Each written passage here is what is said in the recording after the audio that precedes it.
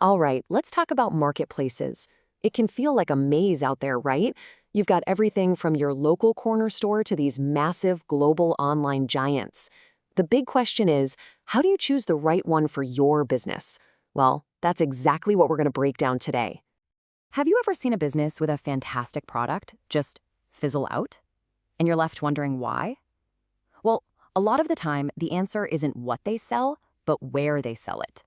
Choosing a marketplace is a huge decision, and yeah, it can be pretty overwhelming. But here's the bottom line.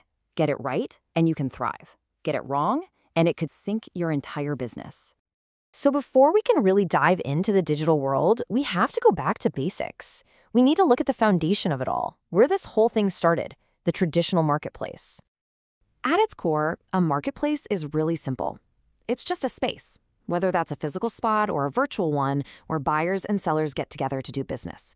But man, the evolution from a classic town square to a global digital platform has completely changed the game. And when we say traditional, you know exactly what we're talking about. I mean, think about it. Your local grocery store, those giant wholesale markets, the retail shops you see in every town. These are the pillars, the physical backbone of commerce that we all grew up with. And this table really lays out the two fundamental models. On one side, you've got wholesale, that's business to business, or B2B. It's all about high volume, selling in bulk at lower price points. Then you've got retail, which is business to consumer, B2C. That's where we all shop, buying individual items at a markup. And believe me, that one core difference shapes absolutely every part of how those businesses operate. And that, of course, brings us to the real game changer, the e-commerce revolution. This is where marketplaces just completely broke free from physical walls, went global, and created the digital tipping point that we're all living in today.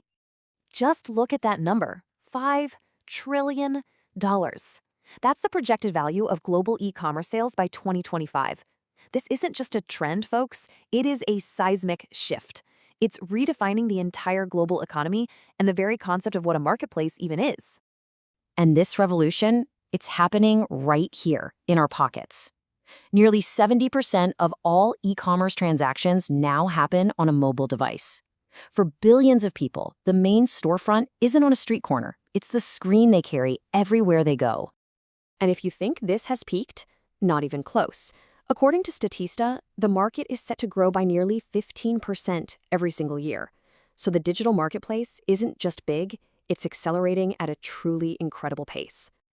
So what's fueling this explosive growth? The advantages are pretty clear, right? With e-commerce, your business is open 24/7 to a global audience.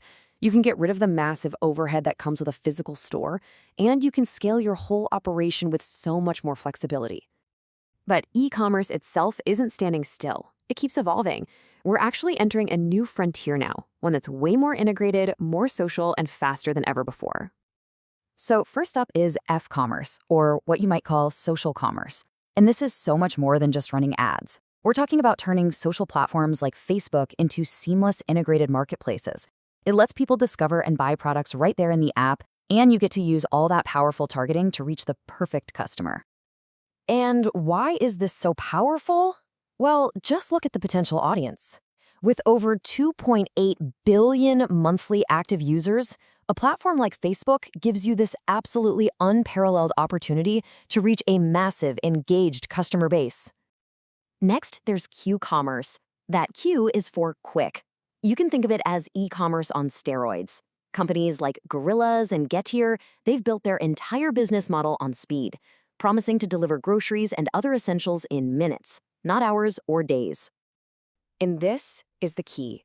Our on-demand world has totally shifted what we expect as consumers. Q-commerce is a direct response to this demand for instant gratification. It basically collapses the time between wanting something and actually having it in your hands. Okay, so we've covered the evolution from traditional markets all the way to this new frontier.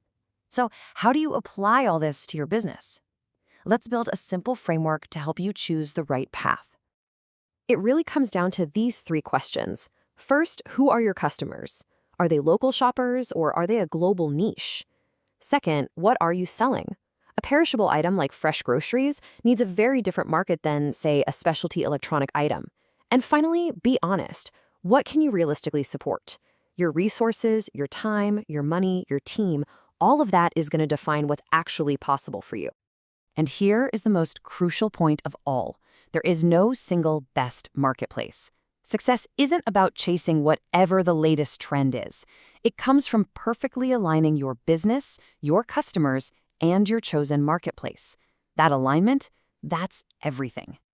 And that brings us to our final thought. From physical stores to Q-commerce, the one thing that's constant is change. The marketplace will keep evolving. The real question is, will your business evolve with it? Thanks for tuning in.